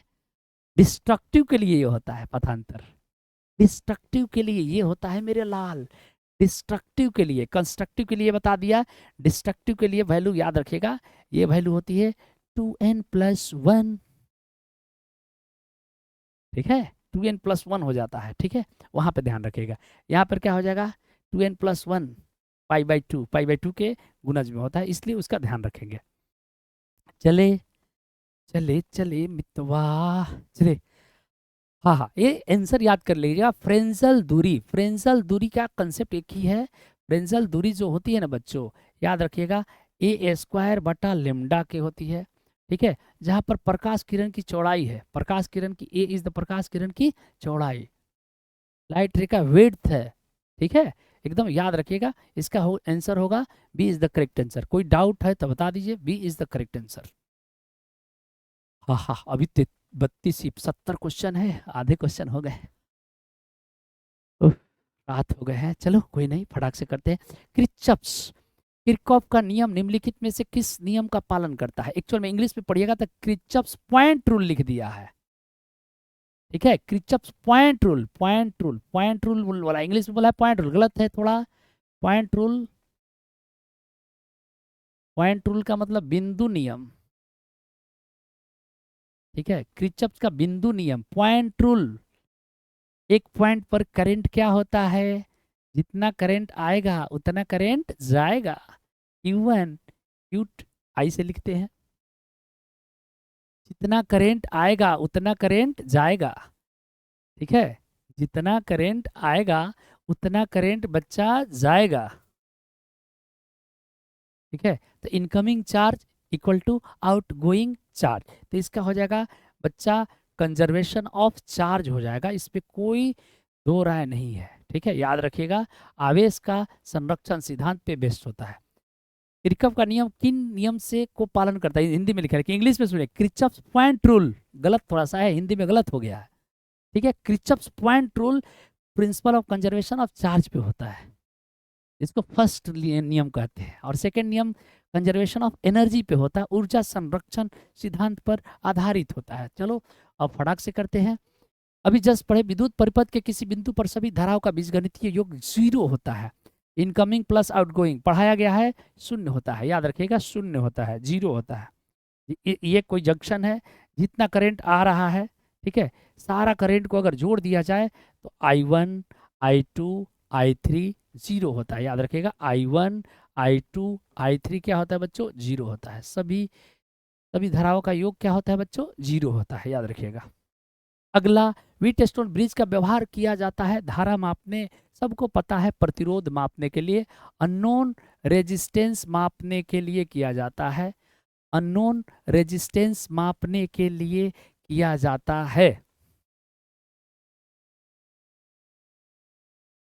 ठीक है, अननोन रेजिस्टेंस मापने के लिए किया जाता है, याद रखिएगा रेजिस्टेंस हो जाएगा, ठीक है। अगला सवाल, ये देखिए बच्चा वाला सवाल, बच्चा वाला दे दिया है, कोई बात नहीं है, दिया है तो हम तो करेंगे सवाल, क्या करोगे, I बराबर क्या होता है Q/T, और Q बराबर होता है NE/T, अब यहाँ से I की वैल्यू दी रखी है, N/T निकालना है, N/T number of electron per unit time निकालना है, E की वैल्यू होती है 1.6 × 10⁻⁹ कूलम, एक बात हमेशा याद रखिएगा। और आई कितना दे रखा है बच्चों, 1 माइक्रो एम्पियर, तो 1 यहाँ पे रख देंगे, 10⁻⁻100 क्या एम्पियर में है, और ये वैल्यू आ गई N/T। ठीक है, और ये बटा में आ जाएगा, बटा में नीचे आएगा 1.6 इंटू 10⁻⁻19। एक बात हमेशा याद रखें, मैं बार बार बताता हूँ, 1/E की जो वैल्यू होती है ना, 1.6 इंटू 10⁻⁻19 की वैल्यू जो होती है, याद रखिएगा हमेशा 6.25 इकट कुट के आता है, इंटू 10⁻18 आता है। 6.25 इंटू 10 क्या आता है बच्चा, 18 आता है, याद रखिएगा हमेशा। डिवाइड कर लेंगे, एकदम आ जाएगा, इसमें कोई दो राय नहीं है। तो फटाक से इसकी वैल्यू लिख देंगे 6.25 इंटू 10⁻18 इंटू 10⁻⁻100। चालाकी कर लिए, यहाँ से number of electron per unit time 1 second में बोला है, तो 1 सेकेंड भी रख सकते हैं। तो यहाँ से देख लीजिए आंसर क्या आ जाएगा, 6.25 इंटू 18 में से 6 हो गया 12, 6.25 इंटू 10 क्या आ जाएगा 12। एक काम कर लेते हैं, एक जीरो को इधर उधर कर लेते हैं, तो ये वैल्यू लगभग लगभग हम ये भी लिख सकते हैं 0.625 इंटू 10⁻13। इसलिए आंसर इसका ए इज द करेक्ट आंसर, इसमें कोई दो राय नहीं है। याद रखिएगा ये डेटा की वैल्यू 1/E की वैल्यू 6.25 इंटू 10⁻18 होता है। ठीक है, चलिए देर ना करें। Element use in electrical heater, सबको पता है भाई, क्या यूज करते हैं बताइए, नाइक्रोम, कॉपर, टंगस्टन, कौन सा यूज करते हैं, फटाक से बताइए, फटाक से। टंगस्टन यूज किया जाता है। ठीक है, इलेक्ट्रिकल हीटर में क्या यूज किया जाता है बच्चों, टंगस्टन यूज किया जाता है। कोई दो राय है, टंगस्टन यूज किया जाता है। ठीक है, टंगस्टन यूज करते हैं। ठीक है, हीटर में, ये सबको पता है कि बच्चा एकदम आंसर याद कर लिया, EV/2। EV/2 क्या होता है बच्चों, चुंबकीय द्विध्रुव आघूर्ण। ठीक है, इसको बोलते हैं इलेक्ट्रिक डाइपोल मोमेंट। इलेक्ट्रॉन के घूमने के कारण या कोई चार्ज भी रहता ना, तो चार्ज की वजह से होता है QVR/2। याद रखिएगा QVR/2। अगर कोई चार्ज अगर घूम रहा है किसी सर्कुलर पाथ पे, कोई चार्ज और इसका R रेडियस है, तो QVR/2 होता है, याद रखेंगे। इलेक्ट्रॉन है तो EVR/2। ठीक है, अगला अगला EVR/2 is the correct answer, इसमें कोई दो राय नहीं है। अगला है, ये देखिए क्वेश्चन थोड़ा अधूरा है, कहना क्या चाहता है क्लियर ही नहीं हो पा रहा है। किसी सीधे धारावाही तार के ऊर्ध्वाधर रखा गया है, ये देखिए सीधे सार ऊर्ध्वाधर रखा गया है, जिसमें अस्थाई विद्युत धारा ऊपर की ओर है, विद्युत धारा ऊपर की ओर है। तो कह रहा है कि क्षैतिज प्रक्षेपित इलेक्ट्रॉन विक्षेपित होगा। क्षैतिज का मतलब इस दिशा में, ऐसे ऐसे भी हो सकता है। ठीक है, हॉरिजॉन्टल डायरेक्शन में कोई देखो, upward direction horizontally projected electron along the wire. Question any थोड़ा सा अधूरा क्वेश्चन है। एक्चुअल क्या है, मेरे हिसाब से लग रहा है कि क्वेश्चन ये पूछ रहा है कि करंट कैरिंग वायर है, एक इलेक्ट्रॉन को इधर फेंक रहे हैं, अगर ये पूछ रहा है तो। ठीक है, इसलिए क्वेश्चन गलत दिया हुआ है, अधूरा दिया हुआ है। इलेक्ट्रॉन इधर जा रहा है, इस चार्ज की वजह से मैग्नेटिक फील्ड अंदर होगा, चार्ज की वजह से मैग्नेटिक फील्ड कितने होगा बच्चा, अंदर होगा। और अंदर जब मैग्नेटिक फील्ड होगा तो FM बराबर पढ़े होगे, मैग्नेटिक फोर्स बराबर पढ़े Q into V cross B. ठीक है, Q into V cross B, velocity है, वेलोसिटी इधर है, V क्रॉस बी, ऊपर फोर्स लग रहा है, और इलेक्ट्रॉन है तो माइनस है, तो नीचे लगने लगेगा। तो मेरे हिसाब से इसका डी आंसर होना चाहिए, अगर ऐसा बोला है तो। इसमें क्वेश्चन अधूरा है, इसलिए इसका कहना बड़ा मुश्किल है। लेकिन अगर ऐसा कह रहा है कि इलेक्ट्रॉन करंट कैरिंग वायर है, और करंट कैरिंग वायर के हॉरिजॉन्टल डायरेक्शन में इलेक्ट्रॉन को फेंका जा रहा है, ठीक है, तो ये इलेक्ट्रॉन किधर डिफ्लेक्ट करेगा। एक्चुअल में क्या है कि करंट कैरिंग वायर के वजह से मैग्नेटिक फील्ड अंदर होगा। अब अंदर होगा तो बच्चा क्या होगा बताइए, अंदर अगर मैग्नेटिक फील्ड हो गया तो FM बराबर Q into V cross B, velocity इधर, ये इधर, फोर्स कितने लग रहा है ऊपर, और माइनस से गुना कर देंगे तो नीचे लगने लगेगा। ठीक है, इसलिए मेरे हिसाब से D is the correct answer.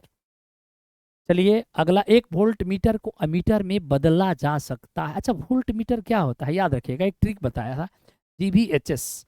Galvanometer को वोल्ट मीटर बदलने के लिए हाई रेजिस्टेंस को सीरीज में जोड़ दीजिए। GVHS गैल्वेनोमीटर को वोल्ट मीटर में बदलने के लिए हाई रेजिस्टेंस सीरीज में जोड़ दीजिए, गैल्वेनोमीटर को अमीटर में बदलने के लिए लो रेजिस्टेंस को पैरेलल में जोड़ दीजिए। ये ट्रिक याद रखिएगा। गैल्वेनोमीटर को अमीटर में बदलने के लो रेजिस्टेंस पैरेलल में बदल दीजिए। लेकिन चूंकि बच्चा क्या कह रहा है कि वोल्ट मीटर को मीटर में बदला जा सकता है। अरे वाह, वोल्ट मीटर तुम्हारे लिए, वोल्ट मीटर का मतलब, वोल्ट मीटर कैसे बनता है? वोल्ट मीटर बनता है बच्चा, गैल्वेनोमीटर को से वोल्ट मीटर बनाया जाता है।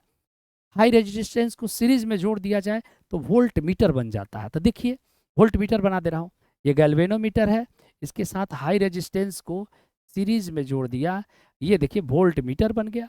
ये वोल्ट मीटर है, एकदम प्यारा वोल्ट मीटर है ये। तुम्हारे लिए सोचो तो ये गैल्वेनोमीटर ही है।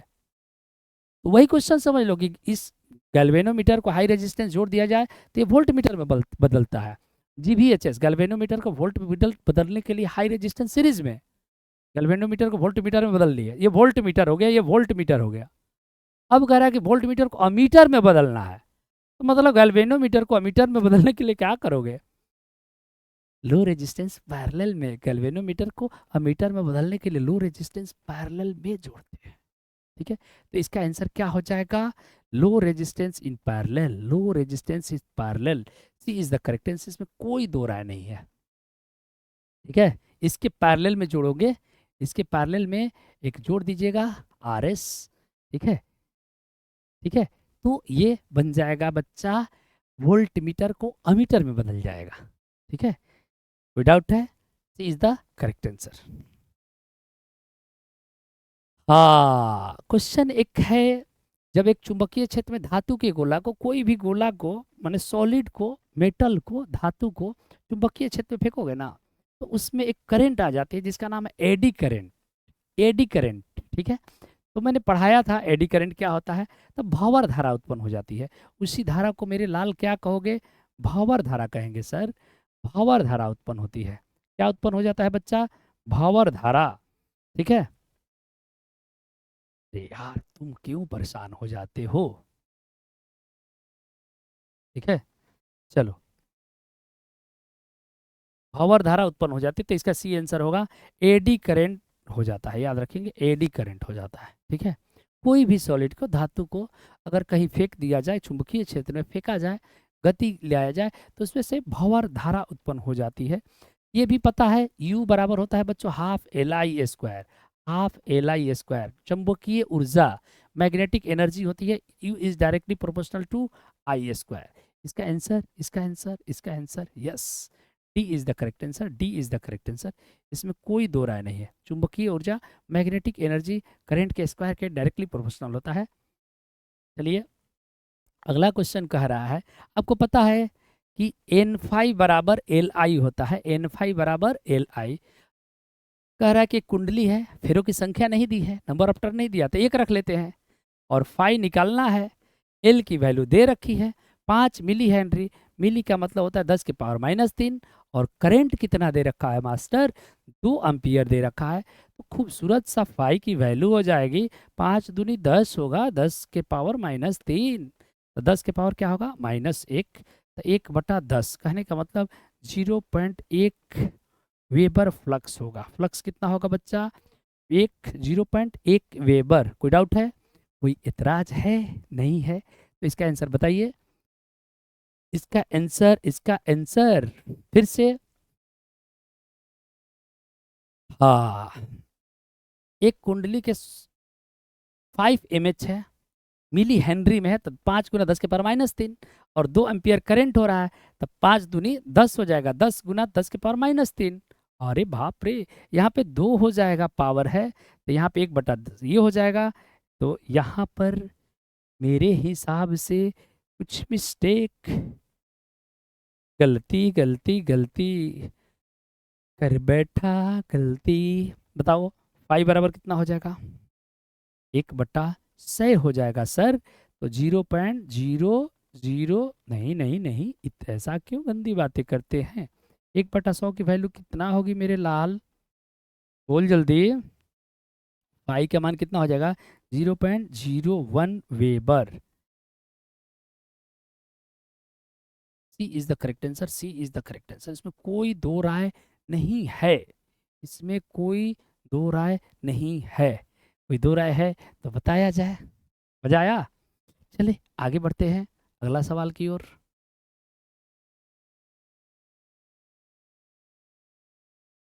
अगला सवाल जो है देख लेते हैं कि कहाँ गया बच्चा। परावर्ती धारा के मूल माध्य और वर्गमाल का शिखर मान का अनुपात क्या होता है। चलिए इंग्लिश माध्यम में सॉल्व कर लेते हैं। देखिए क्या होता है, आई आर एम एस बराबर बच्चा आई नॉट बट्टा √2 होता है। अब क्या कह रहा है कि ratio of R M S and peak, R M S बट्टा पीक, आर एम एस बट्टा पीक, ये पीक हो गया, ये वैल्यू हो जाएगी 1/√2 हो जाएगी।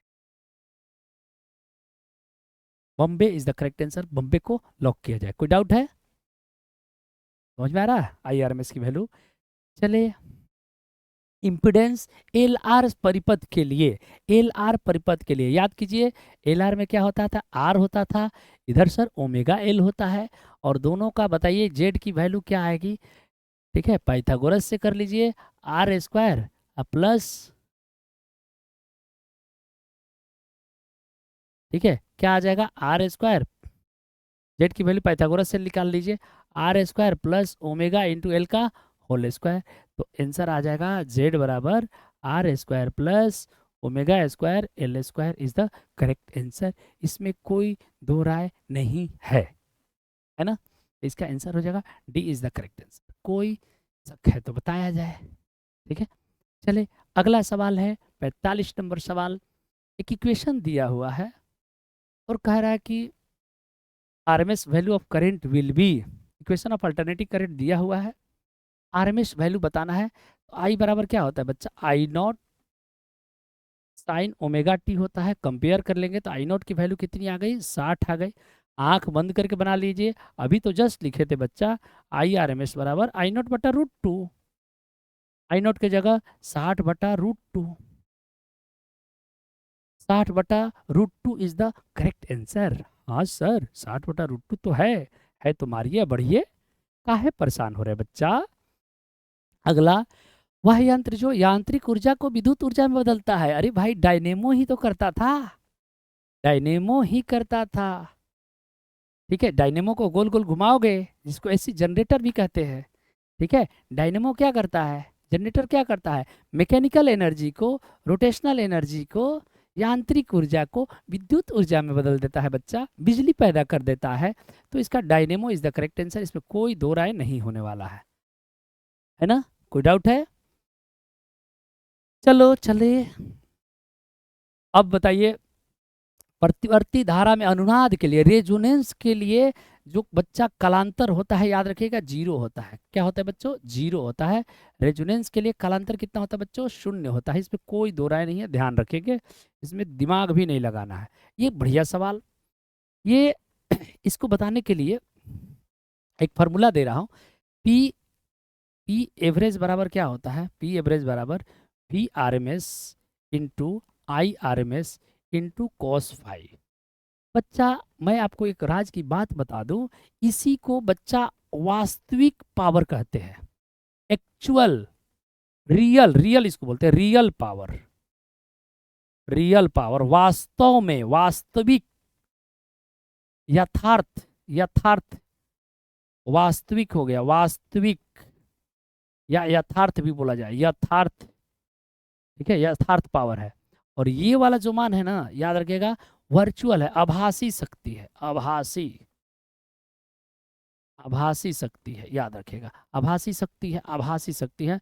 मतलब आभासी को क्या बोला जाए, दिया होगा virtual value, virtual power, virtual power है।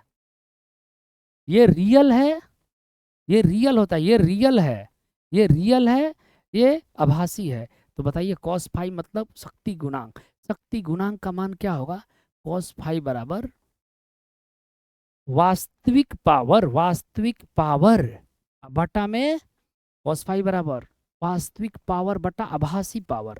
ठीक है, वास्तविक पावर को लिखा है बच्चा पीटी से लिखा है, पीटी से लिखा है वास्तविक, हाँ यथार्थ पीटी लिखा है, और आभासी को पीए से लिखा है। यही आंसर हो जाएगा पीटी बटा पीए, ध्यान रखेंगे ऐसे ही सॉल्व करना। एक बात याद रखना, जो बता रहा हूँ बेस्ट बता रहा हूँ, मार्केट का बेस्ट है। ठीक है, इसको बोलते हैं औसत, मतलब मुख्य, एक तरह से वास्तविक या यथार्थ।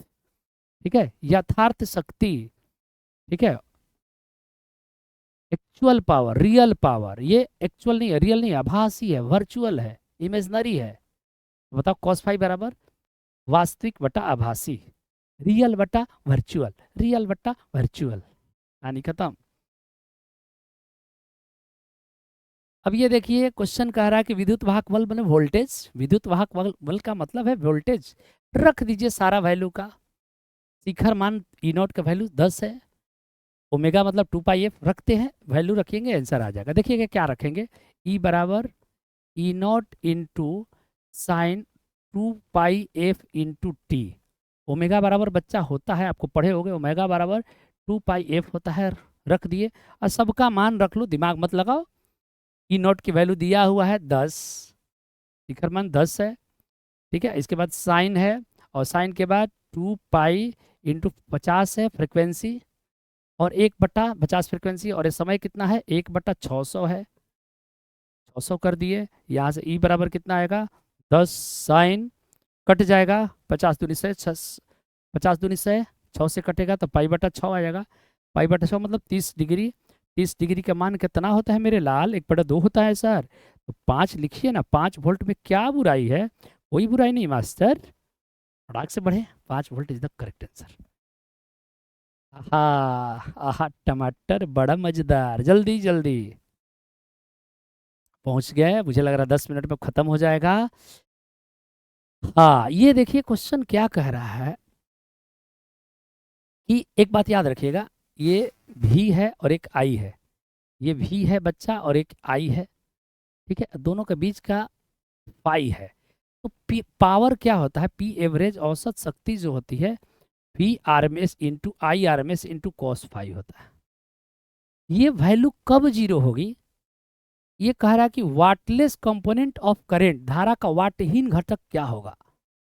माने धारा तो बहे, वैसा धारा, वैसा करंट जो तो बहे, लेकिन उससे एनर्जी का लॉस ना हो, पावर कोई लॉस ही ना हो। वाह रे वाह, कैसा धारा, धारा बह रहा है, विद्युत धारा बह रही है, इलेक्ट्रिक करंट फ्लो कर रहा है, लेकिन उसमें पावर लॉस नहीं हो रहा है। तो कैसा धारा भाई, तो करना क्या है, ये फाई कब 90 होगा यही देखना है। आई का वैसा कंपोनेंट जिसके लिए फाई 90 हो जाए, भी और आई के बीच 90 हो जाए। कुछ नहीं करना है, देखिए समझिएगा खूब बढ़िया से, मजा आ जाएगा, तो क्लियर हो जाएगा। ध्यान से समझेंगे, आई के दो कंपोनेंट होंगे, एक आई देख लो, आई इधर है, आई के दो कंपोनेंट होंगे, एक इधर होगा, फिर से यहाँ पे बना रहा हूँ, आई के दो कंपोनेंट होंगे, ये भी है और ये बच्चा क्या है, आई है। आई के दो कंपोनेंट होंगे मेरे लाल, क्या क्या होगा सर, आई के दो कंपोनेंट होंगे, एक होगा इधर, इधर इधर आएगा बच्चा आई कॉस फाई, क्या आएगा, आई कॉस फाई, होगा या नहीं होगा, होगा सर। और एक इधर होगा इससे लंबवत परपेंडिकुलर, इधर क्या होगा बच्चों, आई साइन फाई। अब देखो आई साइन फाई और भी के बीच क्या कोण 90 हो गया,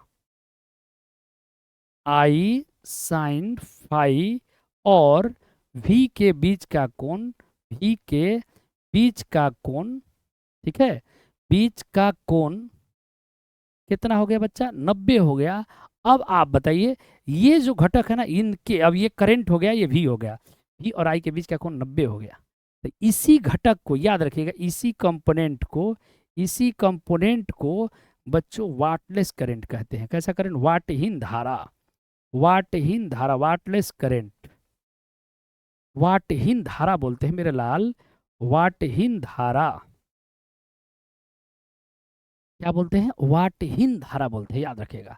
आई का वैसा घटक जिसके लिए शक्ति का मान 0 हो जाए, भी और आई साइन फाई 0 हो जाए, याद रखिएगा। फिर से, आई का वैसा घटक जो भी से लंबवत हो, आई का वैसा घटक जो भी से लंबवत हो, उसे वाटहीन धारा कहते हैं। आई का वैसा घटक कॉस साइन, ये घटक को वाटहीन धारा कहोगे। इससे धारा जब बहेगा तभी और आई साइन फाई के बीच का एंगल 90 होगा। तो इसका आंसर बच्चा आई साइन फाई होगा। बिहार बोर्ड 2021 में भी पूछ चुका है ये सवाल, ठीक है।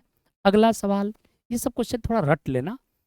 कह रहा है कि which of the following frequency is suitable for propagation the horizon by using the space wave. ये ध्यान रख लेना कि 10 मेगाहर्ट्ज होता है, 10 मेगाहर्ट्ज होता है, इसमें कोई दो राय नहीं है, याद कर लेना। कोई डाउट है, करेक्ट है, इसमें कोई डाउट है तो बता दिया जाए। इसका आंसर क्या होगा बच्चा, 10 मेगाहर्ट्ज। कितना मेगाहर्ट्ज होगा बच्चा? 10 मेगाहर्ट्ज। एकदम आंसर याद कर लेना, दिमाग भी मत लगाना, ठीक है। अगला क्वेश्चन, यूएचएफ। यूएचएफ का फुल फॉर्म बताइए। अल्ट्रा अल्ट्रा बोलो, ultra high frequency, ultra high frequency, ठीक है। इसका याद रखना कि स्काई वेव में यूज होता है, ठीक है। कहाँ पर बात होती है बच्चों? Sky wave. दिमाग मत लगाना, ये सब कुछ क्वेश्चन बिहार बोर्ड इसी तरह दे दिया है, जो कि पढ़ाई लिखाई से कोई ज़्यादा मतलब है नहीं, पढ़ाया नहीं जाता 12th में, आंसर याद कर लेना, ठीक है। प्रोपोगेशन ऑफ यूएचएफ रेंज, याद रखना, यूएचएफ परिसर में आकाश तरंगे, ठीक है, किसके द्वारा होता है बच्चों? आकाश तरंगे के द्वारा होता है। यूएचएफ किसके द्वारा होता है? स्काई वेव के द्वारा होता है। खत्म। चलिए, दिए गए किस धातु का विद्युत कार्यफलन न्यूनतम होगा? सबसे पहले याद रखना, न्यूनतम सीजियम का होता है, फिर पोटेशियम का होता है, और फिर सोडियम का होता है, ठीक है। याद रखना ये डेटा। सबसे लोएस्ट सीजियम का होता है, सबसे कम, सबसे कम, ठीक है, सीजियम का होता है। सबसे अधिक बच्चा याद रखना प्लेटिनम का होता है, प्लेटिनम का सबसे अधिक कार्यफलन होता है, सबसे अधिक प्लेटिनम का होता है ना मेरे लाल? अधिकतम, लेकिन वो नहीं पूछा क्वेश्चन। सीजियम का होता है, सीजियम भी ऑप्शन में नहीं दिया, तो सीजियम के बाद क्या है? पोटेशियम, पोटेशियम भी नहीं है, तो सोडियम को टिक कर आ जाएंगे। क्या करेंगे बच्चा? सोडियम को टिक करके आगे बढ़ जाएंगे, कोई दिमाग नहीं लगाना है। इस धातु का विद्युत कार्यफलन सबसे न्यूनतम होता है बच्चा? सीजियम का। सबसे ज्यादा? सबसे ज्यादा प्लेटिनम का, सबसे ज्यादा प्लेटिनम का, लेकिन ऑप्शन में नहीं है, तो सीजियम के बाद पोटेशियम, पोटेशियम के बाद सोडियम, तो sodium is the correct answer. लगभग इसकी वैल्यू हो जाती है, मुझे लग रहा है 2.7 या से 2.75 के आसपास होती है। लीजिए, प्लैंक स्थिरांक की बीमा, dimension of Planck's constant, Planck's constant की बीमा क्या होती है? पता ही है, E बराबर एच म्यू होता है सर। E बराबर एच म्यू को जगह H गुना 1/T, आवृत्ति को लिख सकते हैं 1/, टाइम। H बराबर क्या होगा? एनर्जी गुना टाइम, जूल इंटू सेकेंड। इसका SI मात्रक होता है जूल गुना सेकेंड, याद रखना, फेमस। प्लैंक्स नियतांक का जूल इंटू सेकेंड, तो क्या होगा? ऊर्जा का क्या होगा? mL²T-2 इंटू टी हो जाएगा सर। तो कितना हो जाएगा? mL²T-1 is the correct answer. mL²T-1, mL²T-1, A is the correct answer, इसमें कोई दो राय नहीं है। मजा आ रहा है? चले अगला सवाल, कोई डाउट है इसमें? करेक्ट है। अगला सवाल कह रहा है, एक बात याद रखना कि जो बच्चा कुल एनर्जी होता है ना, कुल एनर्जी को ई से लिखते हैं, टोटल एनर्जी को, इसके 2 गुना कर दो तो पोटेंशियल एनर्जी मिल जाता है, और काइनेटिक एनर्जी इसको माइनस कर दो तो ये मिल जाता है। यह है टोटल एनर्जी ई, इसका 2 गुना कर दे भाई, पोटेंशियल एनर्जी मिल जाता है, स्थितिज ऊर्जा। और गतिज ऊर्जा के लिए क्या करेगा? माइनस से टोटल को गुना कर दे। टोटल एनर्जी बच्चा, टोटल एनर्जी ई है, और टोटल एनर्जी को 2 गुना कर दे, ठीक है, तो पोटेंशियल एनर्जी मिल जाएगा, स्थितिक ऊर्जा। और टोटल एनर्जी को माइनस से गुना कर दे, ये आ जाएगा। तो कह रहा है बोहर एटॉमिक मॉडल में kinetic energy and potential energy का रेशियो, काइनेटिक एनर्जी के बटा यू का मान पूछा है, तो के की जगह -E/2E, ई से ई खत्म, -1/2, तो -1/2 या 1/-2, यही आंसर होगा। तो -1/2 या -1/2 is the correct answer, C is the correct answer. मजा आ रहा है? हाँ, निम्नलिखित में कौन सा विद्युत चुंबकीय तरंग की प्रकृति नहीं है? सबको पता है, एक्स रे विद्युत चुंबकीय तरंग है, ठीक है, गामा रे भी है, लाइट तो है ही, और बीटा रे याद रखिएगा नहीं होता है, विद्युत चुंबकीय तरंग बीटा रे नहीं होता है, ठीक है, बीटा रे विद्युत चुंबकीय तरंग नहीं है।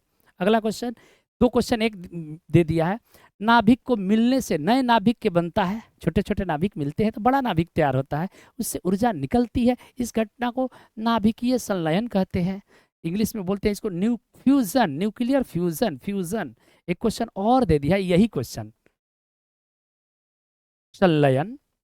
एक क्वेश्चन और सेम क्वेश्चन को रिपीट कर दिया है, वही क्वेश्चन को रिपीट कर दिया है, गलती कर दिया है, ठीक है। दोनों का आंसर, ये दोनों क्वेश्चन 58 और 57 दोनों का आंसर ये हो जाएगा बच्चा, ठीक है।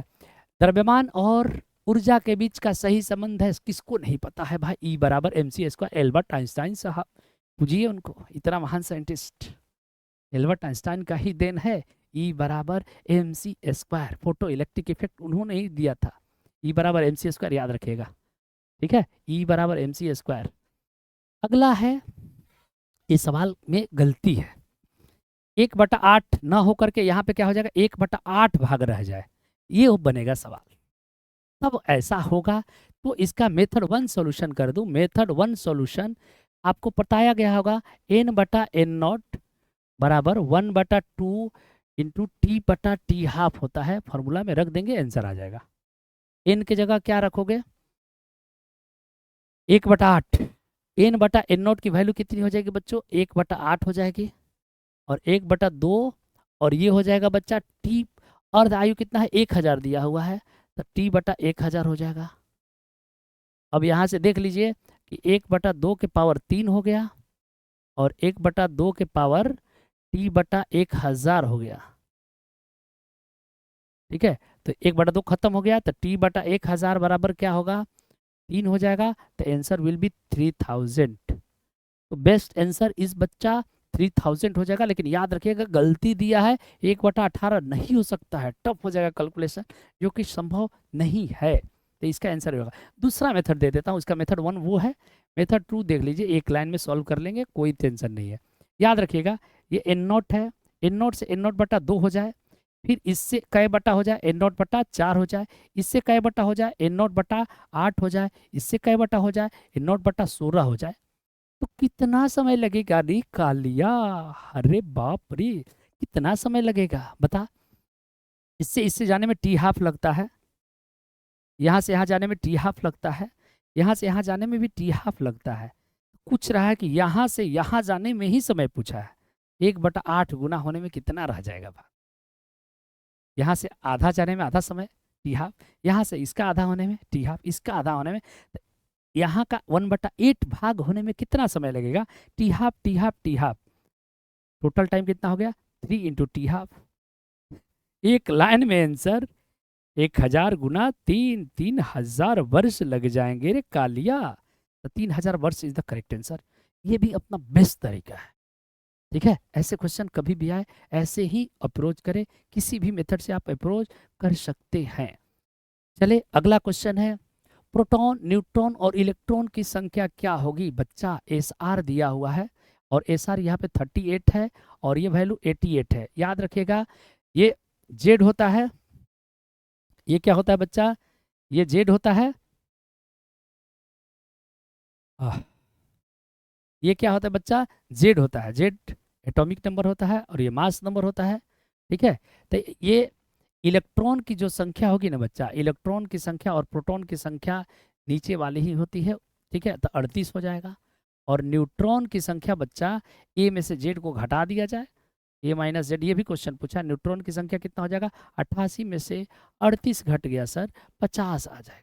न्यूट्रॉन की संख्या 50, देख लिया जाए, न्यूट्रॉन की संख्या 50, परमाणु में प्रोटॉन, प्रोटॉन कै गो होगा, इलेक्ट्रॉन प्रोटॉन बराबर होगा 38 गो, 38 को प्रोटॉन, प्रोटॉन 38, प्रोटॉन के बाद क्या पूछा है, न्यूट्रॉन, न्यूट्रॉन 50, फिर 38, 50, 38, 38, सॉरी गलती कर दिया, प्रोटॉन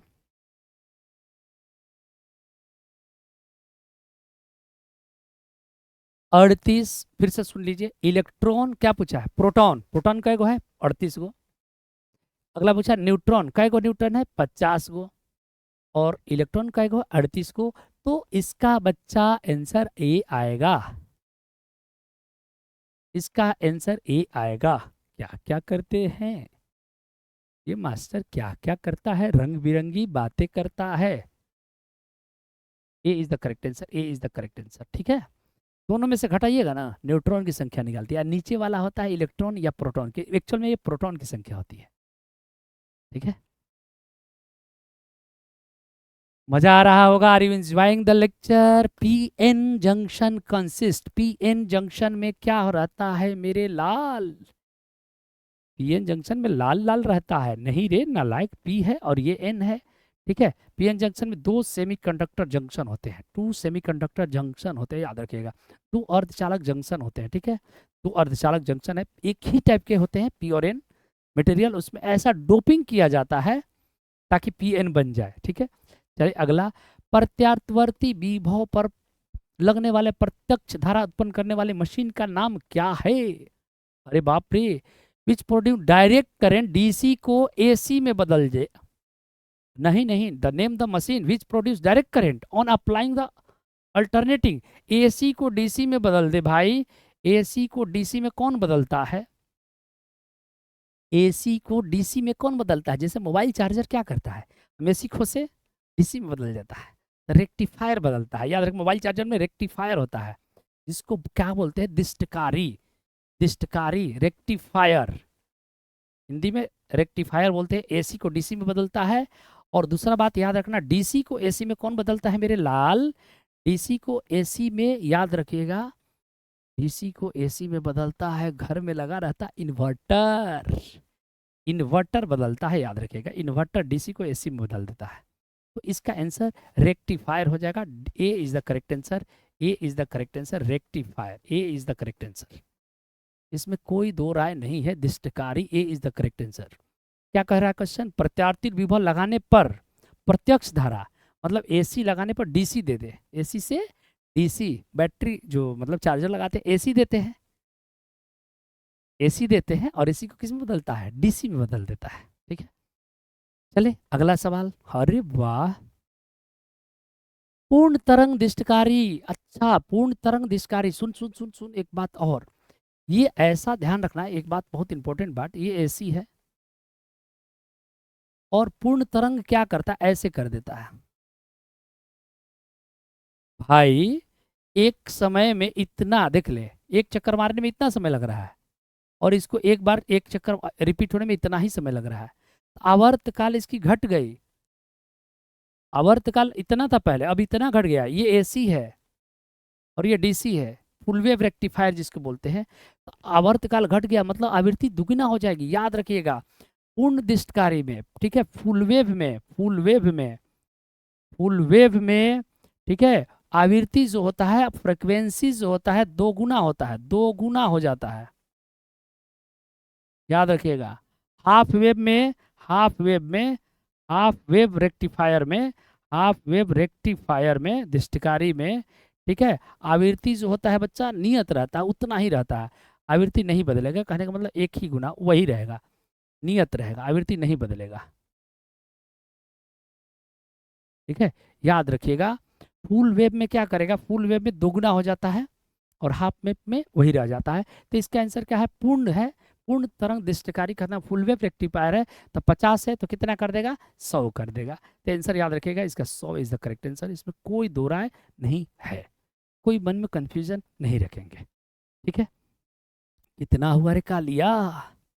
ये देखो, ये तो सवाल ही गलत दे दिया। बुलियन एक्सप्रेशन पूछा है, ये तो सवाल ही गलत दे दिया है। ये प्लस लगा दीजिएगा, यहाँ भी प्लस लगा दीजिएगा। ठीक है, और गेट का पूछा है, एक्सपीरियंस नॉर गेट का। नॉर, और का मतलब जोड़ होता है, तो वाई बराबर क्या करोगे? जोड़ देना, और जोड़ करके ये लगा देना, ये आंसर आएगा। इसका डी आंसर होगा। गलत दिया हुआ है, प्लस आ जाएगा। इसमें कोई दो राय नहीं है। और का मतलब जोड़ होता है, नॉर का मतलब जोड़ पे भार लगा दीजिए। ये क्वेश्चन का योगफल पूछा है, तो करना क्या है, ट्रिक पढ़ाए हैं तुम लोगों को। देखो, दोनों का जोड़ है, ठीक है, जोड़ है तो क्या करेंगे? 1 2 4 8, ट्रिक बताए हैं। 4 और 2 कितना हो गया? 6 हो गया। ये ट्रिक पढ़ाए, एक के सामने वाले को नहीं लेना, एक के सामने वाले को लेना है, अदर को नहीं लेना, ये 6 हो गया। इसका ट्रिक क्या पढ़ाए हैं? इसका ट्रिक एक पढ़ाए हैं हम लोग, एक, ये भी 2 4 6, एक एक के सामने को जोड़ दो, 4 और 1 5, ये 5 को रिप्रेजेंट कर रहा है, ट्रिक पढ़ाए। तो 6 और 5 कितना होता है बच्चा? 11।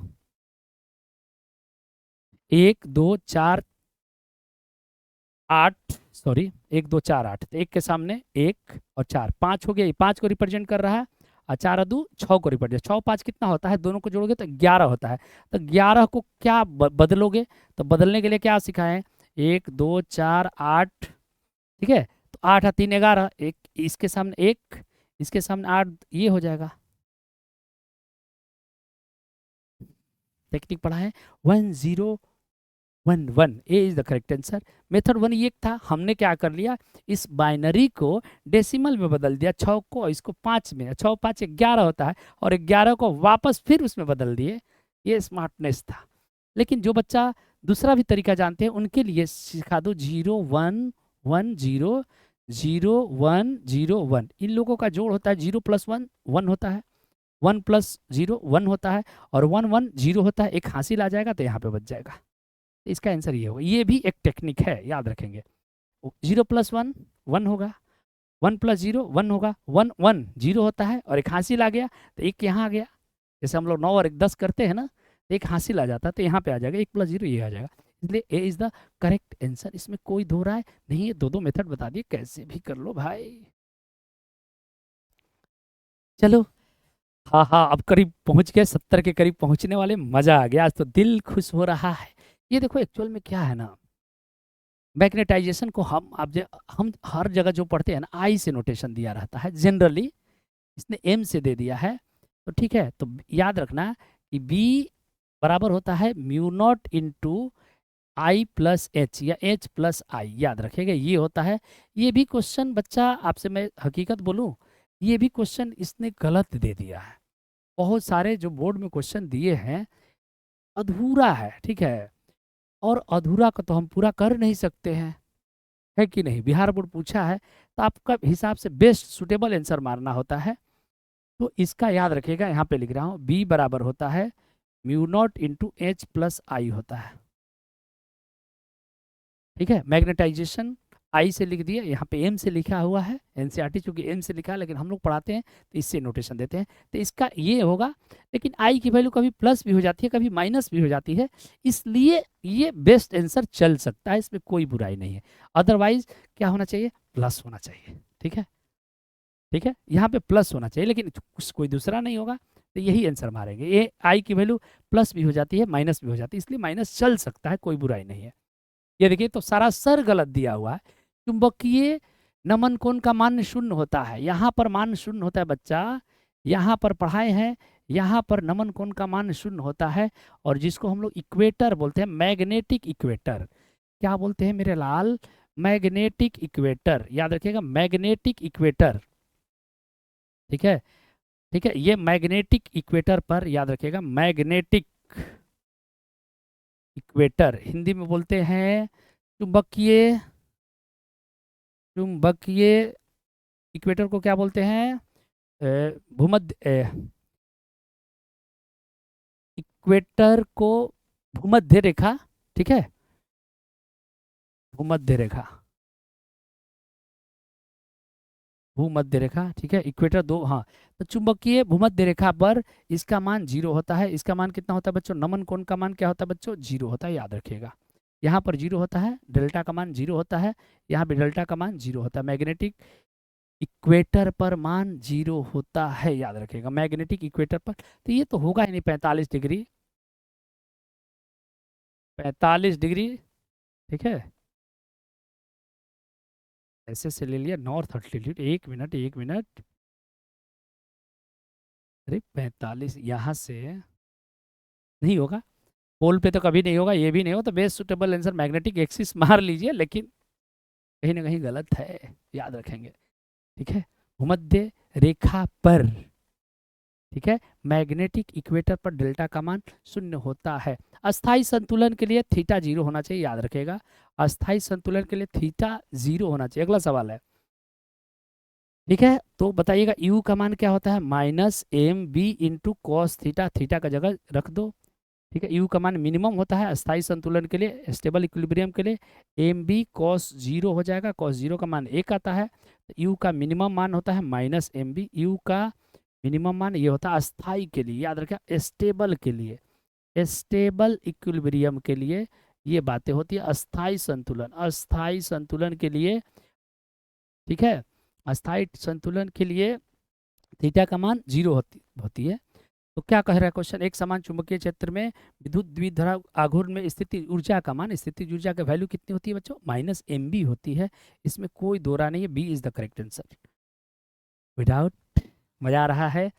चले लास्ट क्वेश्चन, लास्ट क्वेश्चन, इसका आंसर हम टिक कर चुके हैं, -mb दिख रहा है। यहाँ पे क्या बोर्ड लिखा है, ECG, अरे यार क्या लिखते हैं, समझ ही में नहीं आता है इनको, इनको पता ही नहीं होता। एक क्वेश्चन को 2 बार, शर्म आना चाहिए, क्या स्टैंडर्ड है, ठीक है, उनको सोचना चाहिए। एक क्वेश्चन को 2 बार रिपीट कर दिए है, अरे इतने बड़े लेवल पे बिहार का पूरा आप लीड कर रहे हैं, उसमें कैसे गलती है, मुझे देखने से तो एक करेक्शन नहीं होना चाहिए।